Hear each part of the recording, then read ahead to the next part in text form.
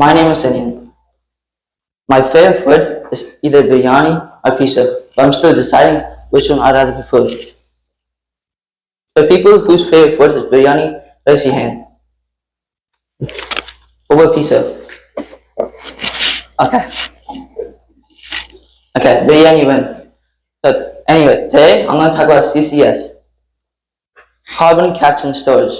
Carbon is polluting the air and causing more global warming as time passes. For those of you who don't know what global warming is, it increases the Earth's temperature, making the climate hotter, and there has been a significant change in the past few years because of so much carbon into the air by burning fossil fuels, coals, etc. Having an increase of 1 Fahrenheit over the past 100 years, putting vulnerable populations in risk of droughts and illnesses. Hence, I choose this topic to terminate carbon being released into the air to control global warming.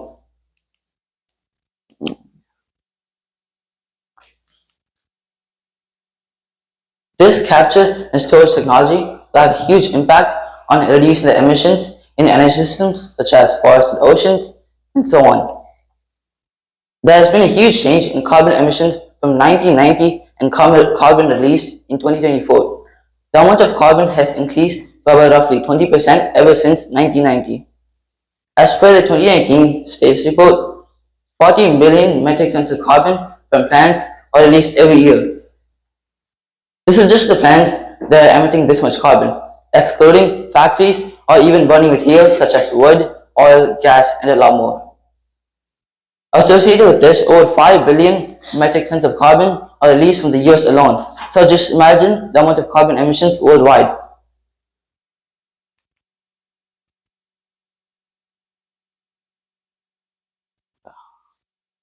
So how does CCS work? There are two basic forms. One is biological CCS, when the natural environment itself sequesters, meaning stores carbon dioxide from the atmosphere. The second form of CCS is artificial carbon capture and storage, when carbon dioxide as an emission is extracted from human-made processes and is stored in vast underground facilities. My primary focus will be on artificial CCS, such as saline aquifers, giant air filters, ionic liquids that are used to capture carbon from the atmosphere. And that's saline aquifers, giant air filter, ionic liquids.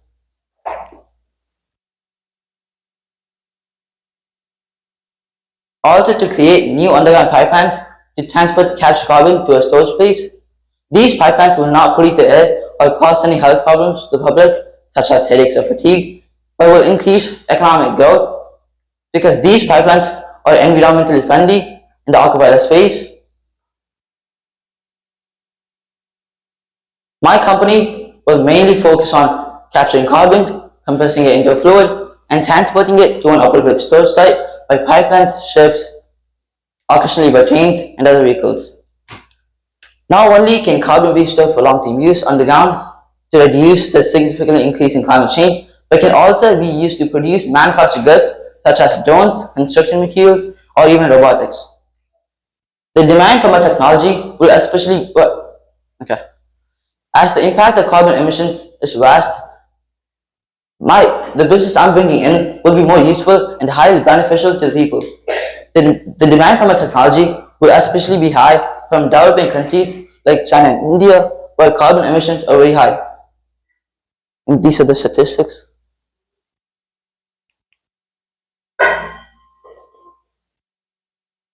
And I'm looking for possible funding from the government, corporations, and international organizations. These funds will be used to open up new companies and for new storage places underground to store carbon for future uses. Will also be used to improve the capacity of the technology to store carbon. And I'll utilize the funds from today as follows: putting 25% of in maintenance, 25% in employee welfare, and 50% going towards latest technology adoption to increase efficiency. And that create barriers for less deployment is the storage considerations. Even though there are many places to store carbon, there might not be enough places to store it in the long run. The second threat for less deployment is the danger of transportation, because impurities in the carbon stream from the pipelines can cause damage to the expensive pipelines, leading to dangerous leaks and explosions as the carbon fluid rapidly expands into carbonic acid gas. If these leaks occur, they will eventually affect us by escaping through the ground.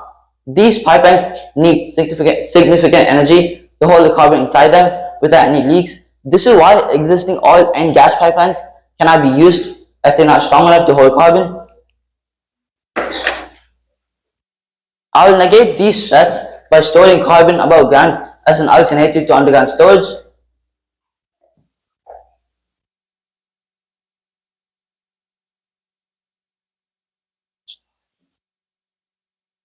For more space. For the second threat, I will solve this by ensuring the safety of the public and the environment by using specially designed pipelines to transport carbon. These are carbon holding pipelines.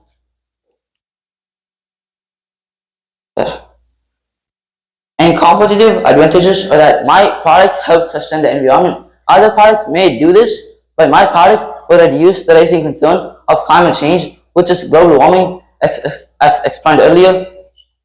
Because if you go to ChatGPT or E.com or Google and search up rising concerns, there's no way not a single one of them will not mention something closely related to global warming. This might not happen with the other products that everyone else is doing. And at last, in my recent trip to India, I experienced the impact of global warming.